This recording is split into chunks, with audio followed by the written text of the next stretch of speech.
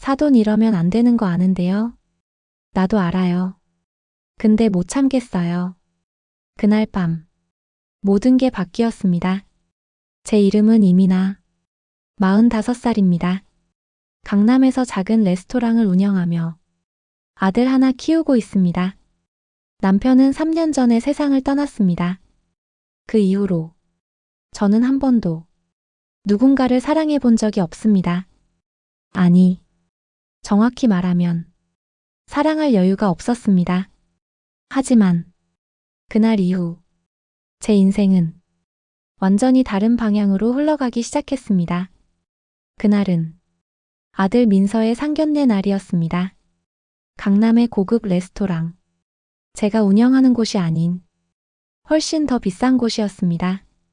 상대 집안이 건물 여러 채를 가진 부자라는 말을 들었기 때문입니다.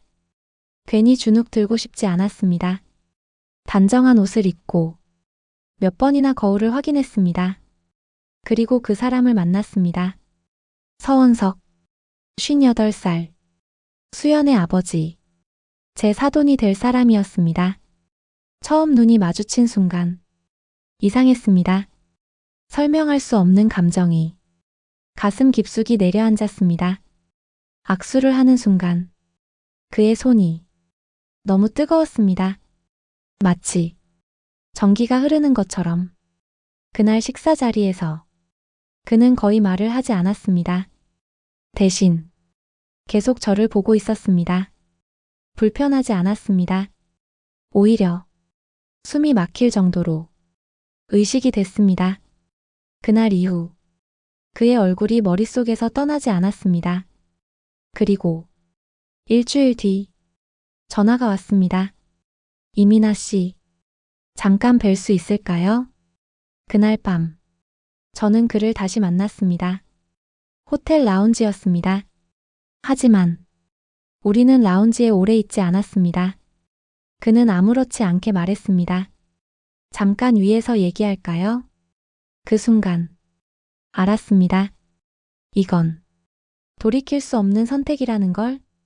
그럼에도 불구하고 저는 따라갔습니다. 문이 닫히고 단둘이 남았습니다. 그는 잠시 저를 바라보다가 말했습니다. 보고 싶었습니다. 그 한마디에 제가 무너졌습니다. 저도요. 그 말이 입 밖으로 나오는 순간 모든 선이 무너졌습니다. 그의 품은 따뜻했습니다. 오랜 시간 잊고 있던 감정이 한 번에 터져 나왔습니다. 우리는 그날 선을 넘었습니다.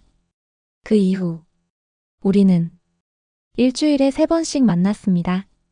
그의 오피스텔, 아무도 모르는 공간. 그곳에서 우리는 평범한 연인처럼 시간을 보냈습니다. 하지만 우리는 알고 있었습니다. 이 관계가 정상적이지 않다는 것을. 그래서 더 멈출 수 없었습니다. 위험할수록 더 깊어졌습니다. 그러던 어느 날 아들이 물었습니다. 엄마, 요즘 왜 자꾸 늦어요? 그 순간 심장이 내려앉았습니다.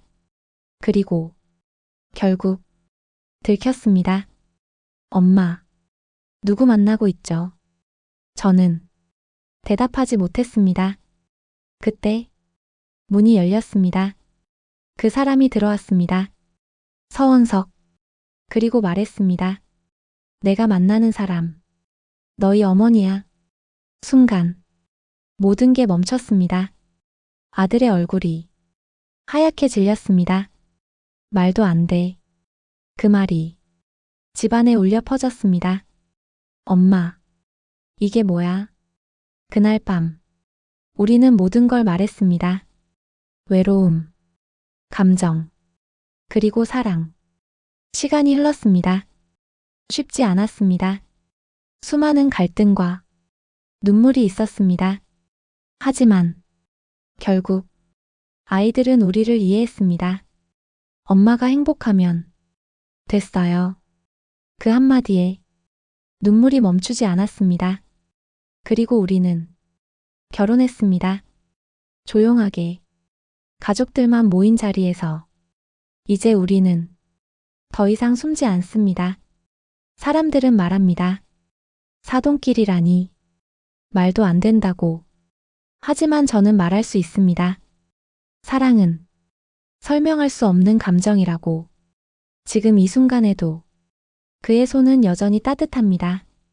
그리고 저는 그 손을 놓지 않을 겁니다. 혹시 지금 망설이고 계신가요? 늦었다고 생각하시나요? 아닙니다.